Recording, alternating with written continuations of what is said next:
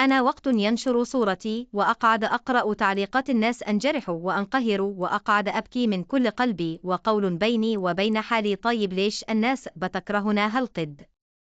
أنا ما بدي قلكم إني أنا ما بهمني كلامكم وإنه أنا يلا بقرأ وبتجاهل لا أبدا كلنا من نجرح وقت نحن نسمع كلمة بشعة.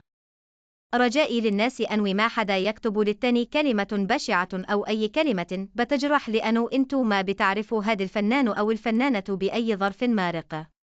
يعني هو بنهاية شخص متلو متلكم عنده أحاسيس وعنده مشاعر.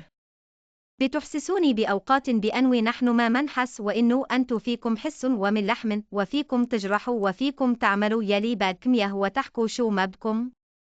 انتبهوا لكلامكم لأن الكلمة ممكن تنهي حياة شخص ولو أنتم ما بتحبوا هي الفنانة فيكم تحكوا بس مو بطريقة قاسية.